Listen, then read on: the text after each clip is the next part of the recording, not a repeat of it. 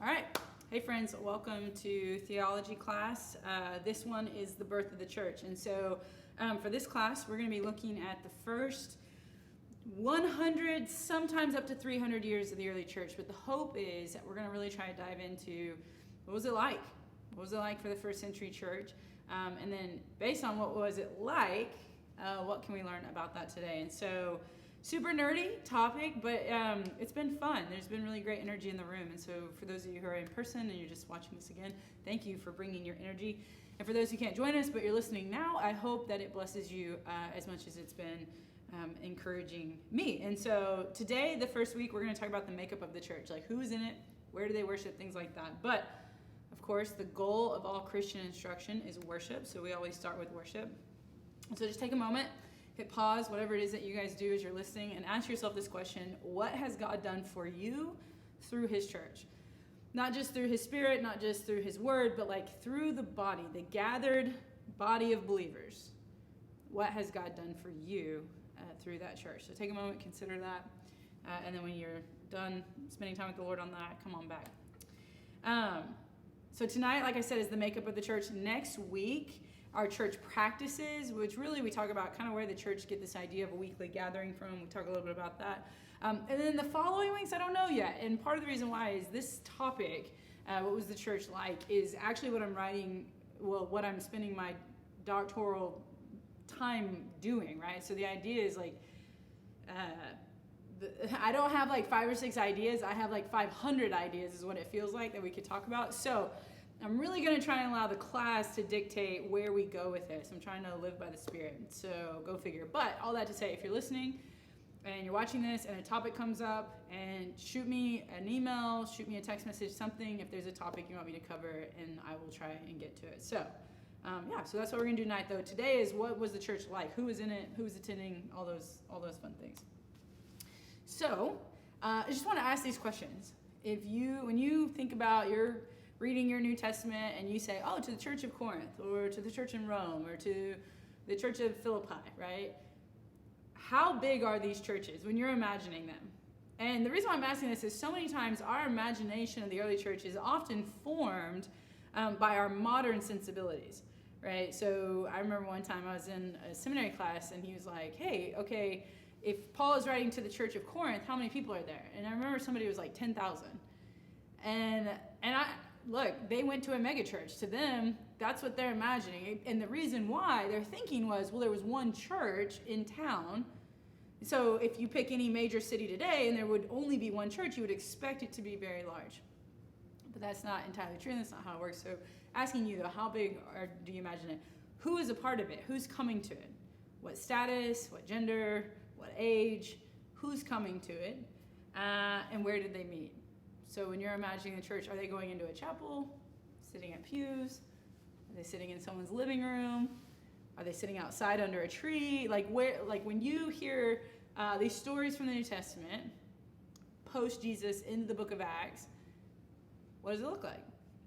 That's what we're going to answer tonight. We're going to answer these 3 big questions tonight. So before we jump in, sorry, I might be blocking that. Before we jump in, there's a couple of books that are really helpful for tonight, so I'll just reference them now.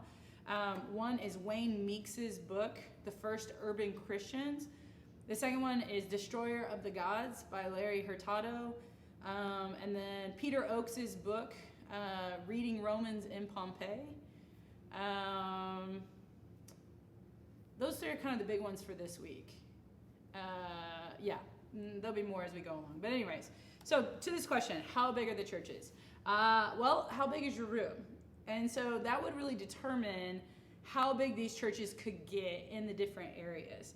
And so sometimes what we think of when we think of like, oh, they're a house church gathering, sometimes what comes to mind is our modern sense of the house, which is often a living room space, a kitchen, sometimes not connected. People like open concepts now, whatever. So maybe you've got like one big gathering living space and then 3 bedrooms or 4 bedrooms. Or maybe you grew up in a house, 2-story house, and you had like a living space downstairs, kitchen, maybe a study.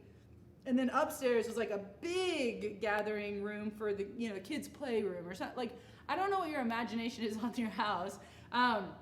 But maybe that's what you're thinking of when you think of, oh, they met in house. I know they met in house churches, so maybe it was 20 people in a living room, right? Well, actually, we've learned that in many houses, especially in major cities like Rome and other places like that, they would have atriums that could sometimes be up to 800 square feet. So that's 40 by 20, right? Something like that. Angela said two two-car garages, I think is what she said, or a 2-car garage or something to that effect. Of it's a fairly large space that you're talking about. And so when you read Acts 1:12 through 26, this is the upper room moment.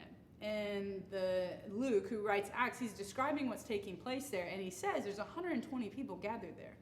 So that would be in Jerusalem, where they would have big gathering rooms upstairs. So you can imagine a space that holds 120 people. It's a large space, right? That's a lot of people all gathered in one room. The Church of Corinth, we get a hint for how big that church is when you think about what Paul's writing to them. So if you read 1 Corinthians 12:1 through 11, he talks about all these different gifts and all these different ways people participate in worship. And the assumption is different people have different gifts. He says to each one is given so some have wisdom, some have prophecy, some have, healing, some have prayer, all these different gifts. So however many people you have in your church, you have to have enough for a multiplicity of gifts represented. In 1 Corinthians 1:10 through 17, Paul gets onto the Corinthians for having factions. Some of you like Paul, some of you like me, some of you like Peter, some of you like Apollo. And he basically tells them, what are you doing? Christ is the one that you should be following. You don't follow these men.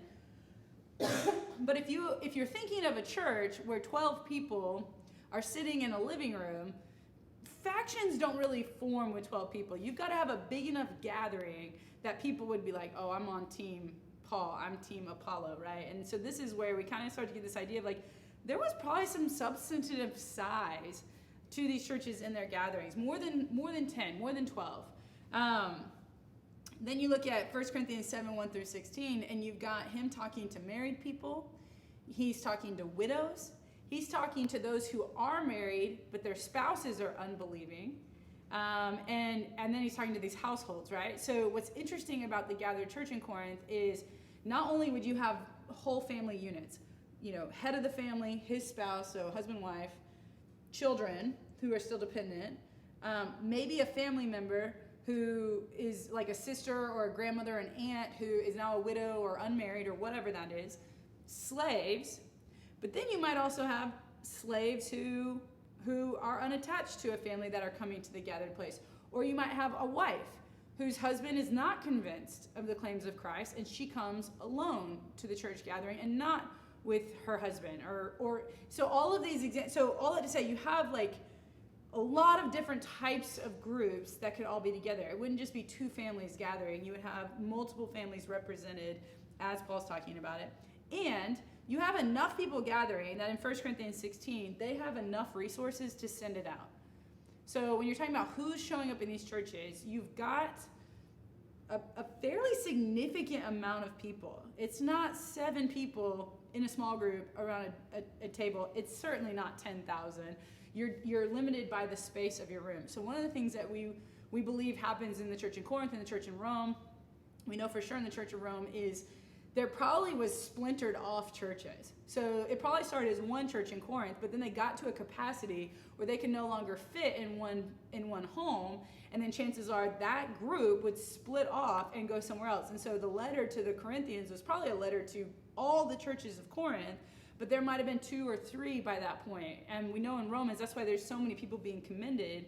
But he tells Phoebe, try to gather the whole church when you read them this letter. And so all that to say, there's some size to the church.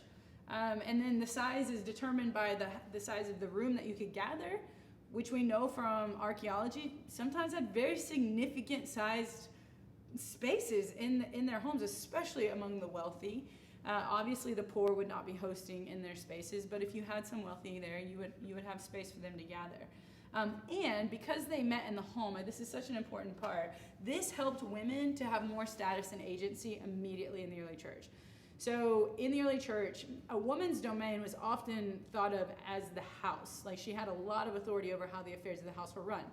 Now, it's not what we think. It's not June Cleaver keeping a clean house. Like there's a lot more to running a household in the first century. Like doing business and trade and marketplace, and it's not just keeping a clean house and cooking dinner. Like that's not, there's a lot more agency involved. Well, the fact that churches started in homes meant that the women of those homes would have a lot of agency, and there's no, like Lydia would have hosted in her home, which meant that she would have had a ton of authority and status as she's hosting. And so that's just something neat about the early church because of the domain in which they gathered. Probably also they met in homes because it was a little bit safer. And there are venues out in the public space, but it's not like today. Like much of life was lived in the home. And so, which is why Roman architecture is very different. So this is a Roman house, and you've got the atrium here, which would be an example of where they might gather. And this is called a peristyle.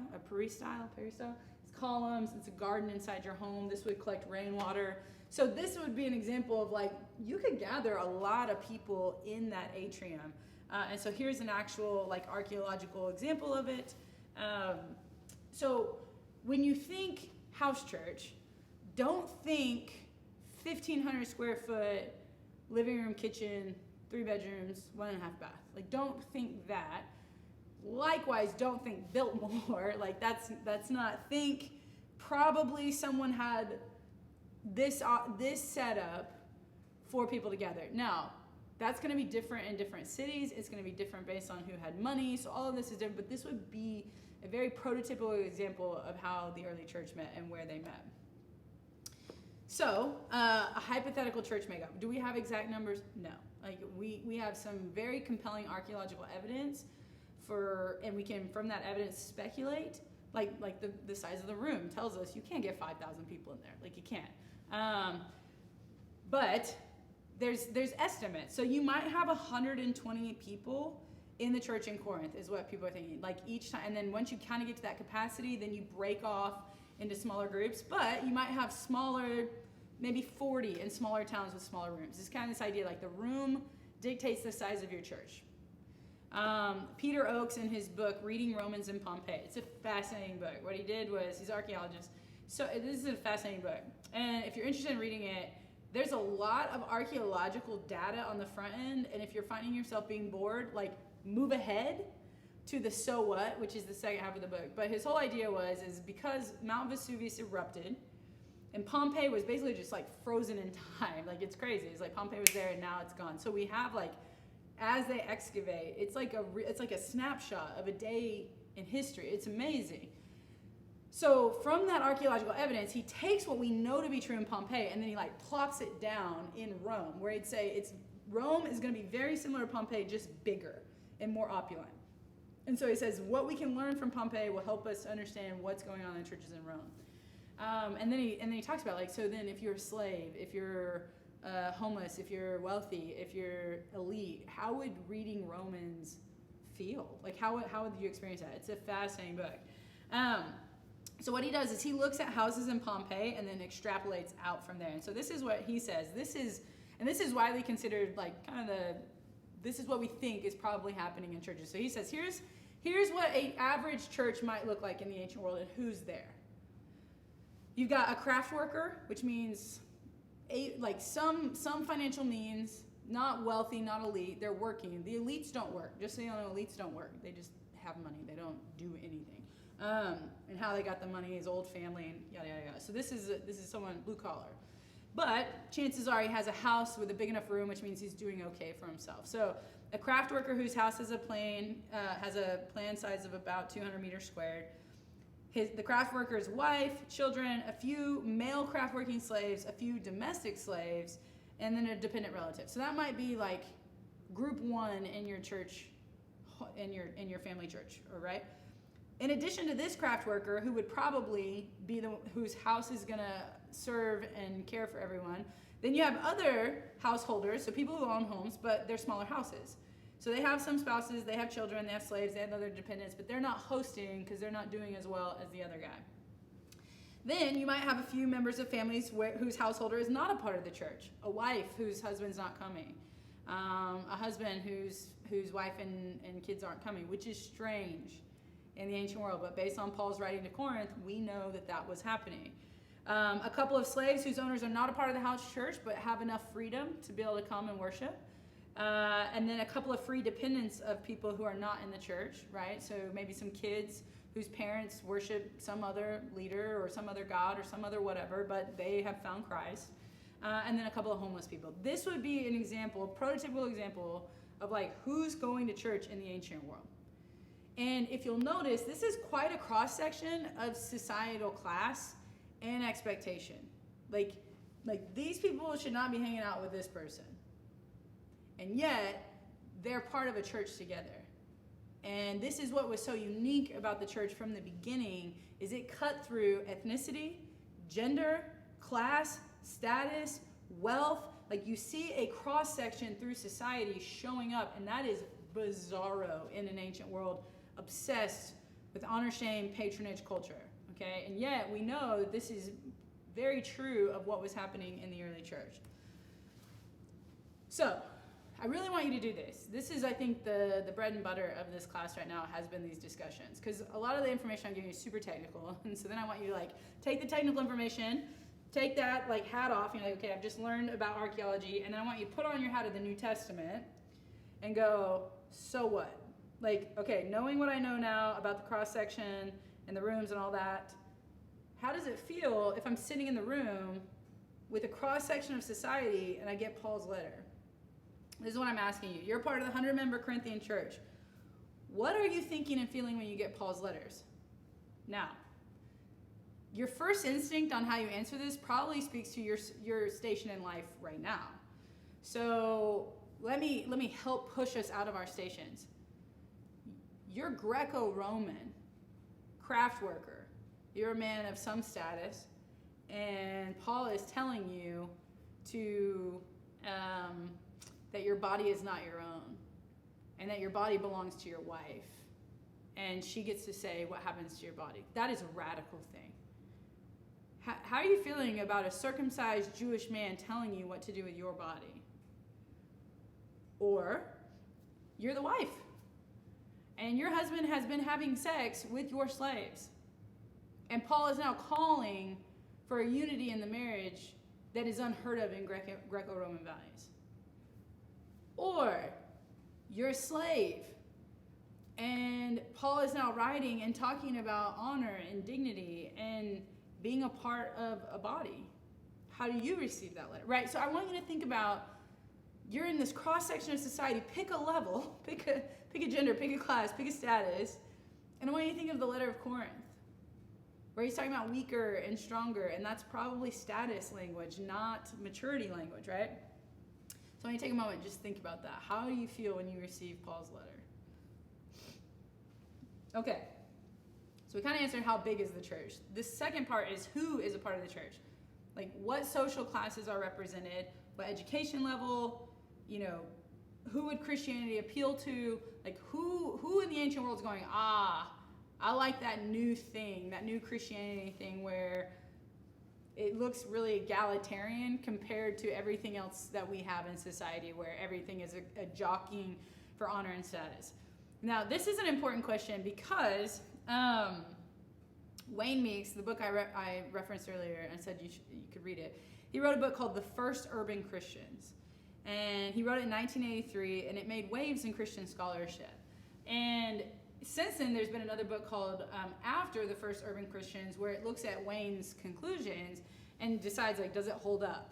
Does the scholarship still hold up today? And it does, in many ways. The book is a funny read, though. He's a pretty non-committal guy. So he'll be like, yeah, I'm pretty sure this is what the church in Corinth was doing, but, don't quote me on it. And I'm like, dude, you're writing the book. And so I think he has this humility and hesitancy because he's bucking up against some views of the church. And this is part of why his book made waves, is his big thesis is that the early church actually had an urban feel, because Paul predominantly planted in urban centers, very important urban centers. And there was status inconsistency for the members of the early church. And we'll talk about a little bit more of what that means. But that's going against what some of the early writers who were antagonists to Christianity said. So, for example, this guy Celsus, he was writing basically a story of why Christianity is ridiculous and why people shouldn't believe in Christianity. And he was writing it in the 2nd century. And and people have thought that he was reporting accurately. So, but he hated us. So you probably shouldn't read propaganda and assume like that's accurate. Like you should not trust me to tell you what the Texas Longhorns are like. I don't, first of all, know. And second of all, I don't like them, right? But you can come and ask me about the University of Oklahoma, and I'll be like, well, we're amazing. We're a softball school. It'll be fine. Brent Venables will turn around, blah, blah, blah, blah, blah, right? This idea of like, Celsus is not on the inside, and he hated us. My theory is his girlfriend left him for the church. But anyways, so this is what Celsus wrote, though. He wrote that Christians were, he's writing to other philosophical types. He's writing to the elite. He is among the elite. And he's like so annoyed that people of a certain means and an elite status and a philosophical training would ever even consider Christianity as a viable solution. And so he wants to write and say, no, Christians are dumb. I mean, that's kind of his gist. So he says that Christians were the foolish, dishonorable, and stupid, and only slaves, women, and little children were interested in Christianity. He goes on, he says, wool workers, cobblers, laundry workers. These are blue-collar jobs. These are not esteemed jobs. And illiterate and bucolic yokels, which when I taught this the first time, yokel is just like it's an insult. It's like a redneck, a country bumpkin. And bucolic is like, like out in the countryside. So basically he's like, hey, blue-collar and then dumb rednecks are the only people interested in Christianity. And they entice little children and stupid women. So he's like, hey, the only people who are falling for these shenanigans are the dumb, the uneducated, not us city folk, those country bumpkin rednecks, right? Which is funny to think that like country bumpkin is like an ancient insult as well. Like that city people have always been arrogant against country people is just a funny sociological phenomenon. And then he goes on, he says, but look, of course that's the only type of people that Christianity is enticing, stupid women and children and rednecks, because Jesus only was able to convince tax collectors and sailors and people who had not even a primary education, which isn't true. You have people like Joseph of Arimathea. You have people like Nicodemus. You have Joanna and these other women who were patrons of Jesus, who because of their wealth, we understand them to have some like this is not true. Like what he's saying about Jesus is not even true. But his whole thing is like Jesus was dumb, and now his followers are dumb, so don't be dumb, right? And so people, though, read Celsus and said, gosh, like, okay, so the early church must have been a movement of such low-class people, which is true that there were a lot of low-class people in the church. That is true. But again, Celsus is writing propaganda against the spreading Christian movement. And he failed, by the way. So Celsus, better luck next time, buddy. But he wasn't exactly right. So is there some truth? Were there some bucolic yokels? Probably. Like, yes. Were there women and children? Yes. Were there disproportionate women and children? Probably. Yeah. I mean, we do have this data of like, yes, it appealed to them. There's also going to be more children just because that's how families worked. But anyways, but according to Meeks, so again, why Meeks' book was so important is the apostolic church was more of a cross-section of society than we originally thought. There would have been wealthy patrons. There would have been people of greater status, not just the homeless and women and children. And in fact, we know this because this is some of the driving problems in the early church. Is you go outside of the church and you look at a Greco-Roman society, they have no problem knowing who gives way on a sidewalk. And what I mean by that is you got individual A, female, wealthy, good family, patron of the city. You got individual B, he's a retired soldier.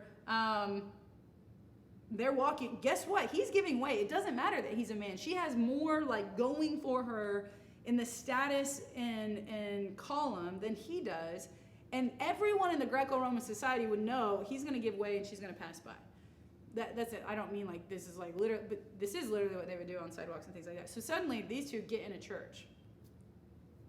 And not only do they get in a church, now you've got this woman, you've got that soldier which could be Lydia and the Gentile jailer, right, in the Philippians church. And then you get a slave girl in there.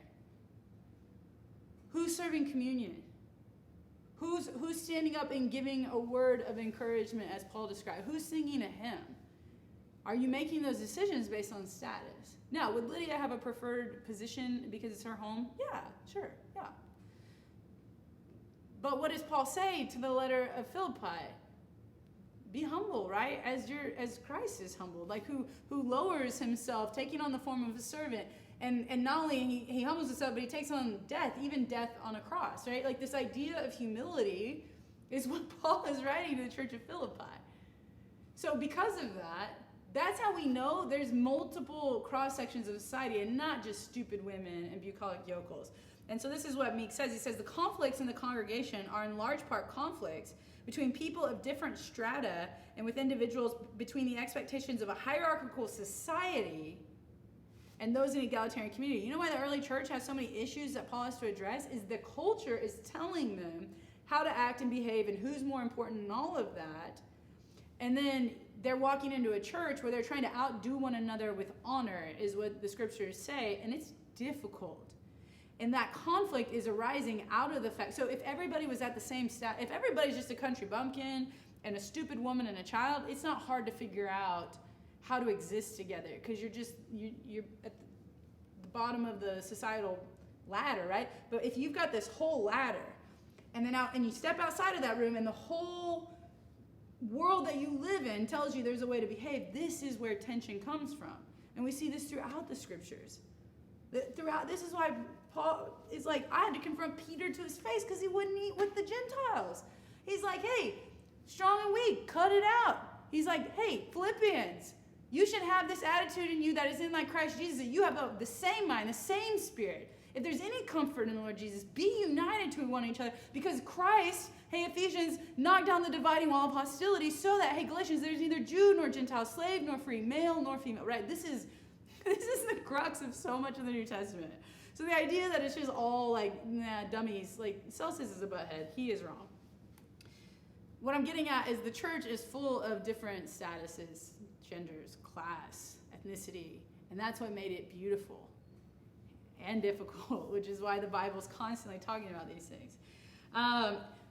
Also, one of the things that Meeks contributed to scholarship is this idea of the haves and the have-nots is always more complex than that. We see this all the time, right? Like it's Mean Girls. It's why Mean Girls, the movie, was so effective.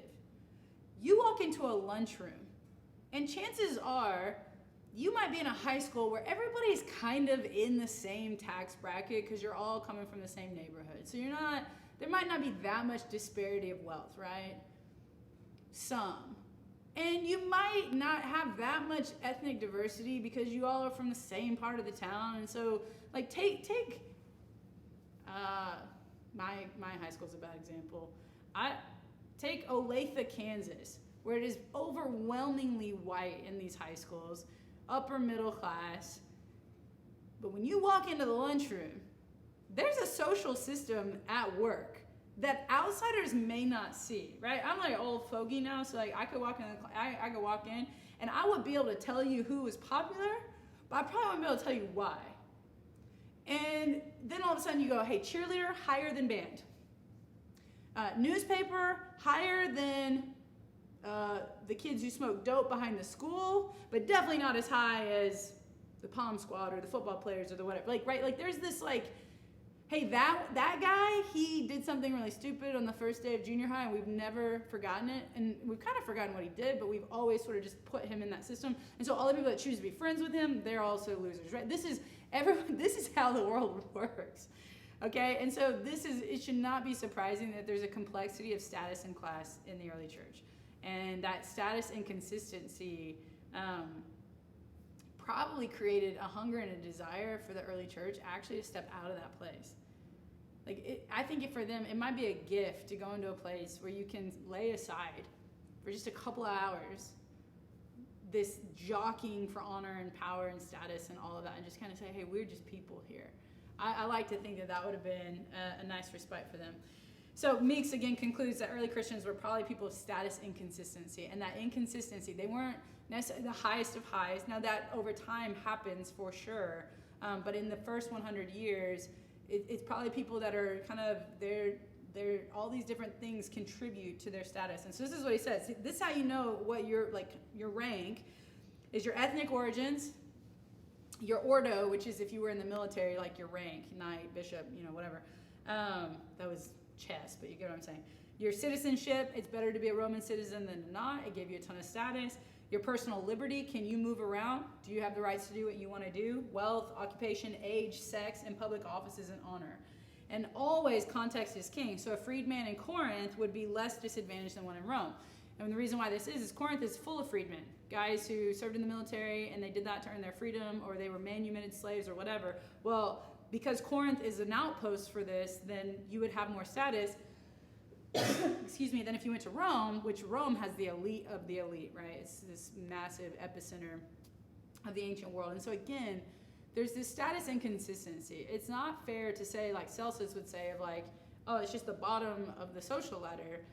And instead we should think like cross-section, but even within that cross-section where people are like constantly aware of how you're navigating your status, and so much plays into it.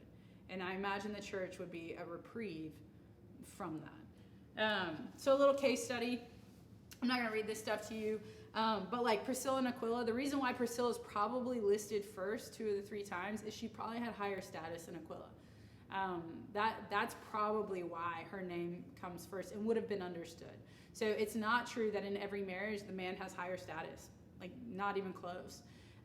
And women had more power in the ancient world than I think sometimes we understand. So for example, if a woman comes from a really good family line and her husband allows her to marry, let's say she comes from a very wealthy, good-named, old money family, so to speak, and then a guy was in the military, he did that to earn his freedom. So he's a free man, but he's not a Roman citizen, he doesn't have a lot of status, he's not wealthy. They can get married, and she'll actually keep her wealth. Isn't that interesting? From her father. And she could have, depending on the laws and where you're at, the right to divorce him. And so you have and that could be an example of Priscilla and Aquila, where maybe she comes from money, and that's why they're able to move around in the ancient world, because we know they're tent makers, and they have some financial means to allow them to move around, and maybe Priscilla came in with her own money. The case study, if you look at the weak and the strong, and Paul says, hey, listen, you strong who are going out and eating meat sacrificed to idols, you're causing the weak to stumble, because they're confused by that. Most people think that this is referring to weak and strong being like mature in Christ, but probably this is about status. And the reason why is the strong would be invited to eat meat because they would have an elite status that would garner them invitations to go where the elite are going and the wealthy are going. And so they're going, and then they're doing something that the weak are like, I'm not even able to get that invite, and aren't you falling back into your old ways? Like, I thought we come together and we as a family share a meal. Why are you doing that? And so Paul rebukes them. And he's like, hey, for the sake of the weaker, don't do it. This is about humility, right? It's an amazing thing that he's talking about. And then the shared supper. And Paul's like, hey, when you share a meal, don't let the rich like hoard all the good food and keep everything, but like really share with each other. Like have a shared meal. And so it's an interesting thing. So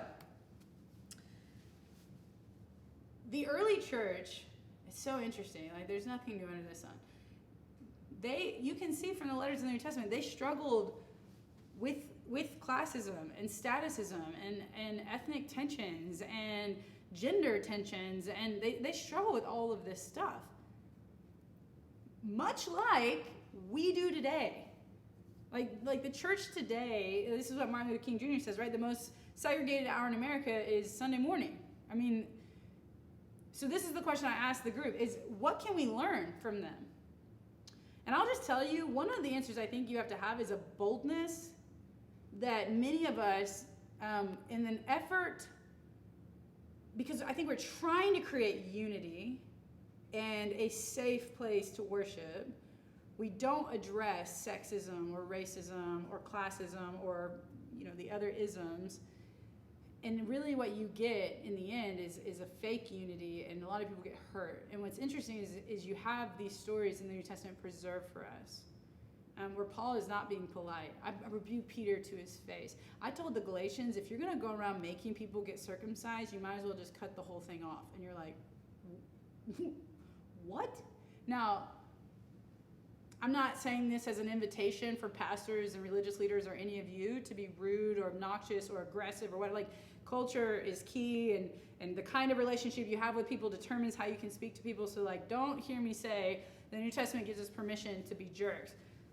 But I do think there's something we can learn about the boldness in which these issues are addressed. Something to consider and think about. Okay, where did they meet? Cities. For the most part, it moved. That's why it's funny when Celsus says these are a bunch of bucolic yokels. No, like the evidence that we have of the early church, especially in the first couple hundred years, is it was an urban movement. It was in cities, and Paul does this. Paul is a man of the city. Like, you can just tell he's an urban guy. He likes to be in cities. He's also very strategic. He's a very wise man. He's going to cities that have significance in the ancient world, places of trade, so that way the message can continue to go out, movers and shakers. You have access to people coming and going. It's brilliant. So you've got Philippi, major ancient city. Corinth, major ancient city. Rome is a major ancient city. Ephesus, Thessaloniki, Colossae, Athens. Like, these are like major cities in the ancient world. And Paul he's smart about his travels. And so they're centers of trade. They're located on major roads or the seas. So ideas are going out. It's how you hear about, like, wait, weren't Priscilla and Aquila in Corinth? How are they in Rome now? Like, how'd they get here? And not that close. Like, by ancient standards. I mean, like, it's not, Athens and Corinth, you can travel by land, but, like, you're going to go by sea if you're going from Rome to Corinth. And so much of life in the ancient world was lived in public spaces, not the home in terms of trade, swapping of ideas, entertainment, sort of like in order to succeed in life, if you were not, you were out, is what I'm trying to say. So word travels fast, so to speak, in these settings. Like, if you're in the countryside and you own a bunch of land and you're cultivating your land to grow food, life is happening in your home and on your land. If you're in the urban areas, you're out. You're at the marketplace. You're at the agora. You're at the city. Like, you're out among the city. And so, so like, let's say you were new to town and you were a blacksmith or whatever. You're something. You would go into the city center and just go, hey, everybody, I'm new here. My name's so and so. I'm coming from so and so, and I can do X, Y, Z work. Is there any work? And you would hope that word would travel fast. You would also go to the quarters of the city where people who did that were of your ethnicity or were of your trade. They often lived together. So like neighborhoods were organized by ethnicity or the occupation, and then family units. So like you could also go into a city and go, hey, I know where the blacksmiths live, and I know where the Jewish people live, and I know where the Cyprians live, or whatever. And so you were able, because of the urban nature of the early church, you could get ideas to spread. It's wisdom, right? Like, and in fact, like there's actually an issue today in seminaries where pastors don't want to go to the country. Like, they don't want to go pastor churches of 60 in small towns. I mean, I'm one of them, so I'm an urban girl. I think I could be happy in the countryside the older I get. But anyways, but there's something exciting, right? There's something like about this idea of like a clashing of ideas and a clashing, like, I don't know, I feel like Paul, where I'm like, yeah, but there's also a strategy involved here of like, you can get ideas to go out there. And so all that to say, to kind of summarize, like here, the churches were urban, they had cross-section of society, they met in fairly large places. Like, there is a seriousness to the early church, and not just a stupid small people who were bored on the farm, right? That's not at all the flavor of what's happening in the early church. So how successful were they? Like, you have this like group of people who have status and consistency, and they're being asked to come into a space where they give up kind of all their status in an effort to outdo one another in honor. They are sharing a meal with people they would never share a meal with outside of the church. Men and women are spending time together in ways that they would never do that in society. Men are being called to a chastity, not Jewish men. Jewish men already were being called to that, but Greco-Roman men are being called to a chastity and a loving of their wife that would not have been the norm for many of them. Slaves and homeless people are coming into a space where they're welcomed and they're served and they're cared for. So how successful were they? I mean, in some ways, I'm going to say pretty good because we're standing here today if you're a Christian, so that's pretty good. But 120 people in the upper room, about 1,000 Christians in 40 AD, so a couple years, handful of years after Jesus' ascension, a decade. By 180, 7,000 to 10,000 Christians. By 280, 200,000 Christians. And by 380, 5 to 6 million Christians. That's bananas, y'all. Like, this is not how I would start a worldwide movement. I would probably start with the elite, get them to have an idea, make them force it upon their patrons and their family units, and pay people to participate in it through the patronage system. It's crazy what I just described, that happened anyways. Like that was already happening. None of the ISIS cult's not still going on. The imperial cult of Rome is not still in existence, right? The church is. The non-coercive, crossing cultural lines, subversive, gathering through the word of mouth in urban centers, way of God went out into the world and wouldn't be stopped. It's crazy. It's crazy. It's crazy. So what's our so what? Truly, I've said this so many times, and I mean it. Everyone was mission critical to the kingdom of God. Everyone. You're gathering in the upper room. You're gathering in the church in Corinth. You're gathering in the church in Rome. Church is going to go on. Somebody's got to sing. Somebody's got to preach. Somebody's got to give a word of prophecy. Someone's got to speak in tongues, and then someone's got to interpret. Someone's got to pray. Someone's got to give a word of wisdom, right? Paul's describing all these things happening in the church in Corinth. Like, if not for the people coming in and having this moment with God to edify and raise up their fellow Christians, there would be no global church movement. So when we say you're mission critical to the kingdom of God, the New Testament not only declares it, it then describes it, which means you are mission critical to the kingdom of God. And though churches look a little different today, I do hope that you find a place for your gifts from God to be used for the building up of the church and for the calling of people to the gospel mission. Dealing with ethnic tensions, classism, power differentials is not new. It's not new. And we can learn from these ancient voices, and we should learn from them. We should be bold. Not jerks, but bold. And not for the sake of being on the right side of society or for looking good on social media, but because the gospel demands a united people of God. The work of the Spirit unites us. So we should actively dismantle anything that would separate us. If you wanted to start a global movement, is this how you would start it? No, and yet we're here today. It's crazy to see how vulnerable the church was in the beginning. There's a couple of people gathering in these homes, and they're just getting by. Because God is on their side. Like, they're not, like I make it seem like this is like a rinky-dink group, ragtag bunch, which they are. That's what makes it also amazing, is it, like, it is crazy. Like, it is crazy to see what God has accomplished, but God was working. The Spirit of God was at work, and the gates of hell will not prevail upon his bride. And so, as shocking as it is that the church has been so successful, we should also not be surprised that the movement of God that was started at Pentecost is continuing today. Now, that doesn't mean it's continuing necessarily at the same rate and the same involvement in places like Europe and the United States. In the United States, the data right now is staggering of how quickly we're becoming a post-Christian nation. But if you look at the global south and you look at a lot of Asian countries, the church is exploding. So I do not believe that the promise that the church is like your local expression of the church or the church that has been corrupted over time, but the global church, the universal church, she's beautiful and she's growing. And she's not beautiful because she doesn't have problems. She's had problems from the jump. The Corinthians were so spicy, right? Like there's just something's wrong with these people. The Ephesians, spicy, spicy, spicy. All that Artemision worship, mess with their heads. And yet, the church is beautiful because her bridegroom died for her and made her so. And the Spirit of God dwells inside of her and is at work in her, and she's miraculous and beautiful.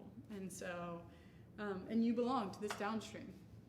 If you are a Christian today, you can thank the church gathered at Corinth in those rooms. You can thank the church gathered at Rome. You can, like, if I don't know if when we get to heaven you'll be able to do this, but you might look up your down, and figure out, like, oh man, this guy named Gaius from Corinth, like, it's his family line, and then through this his influence, and all of a sudden, and then I heard about it.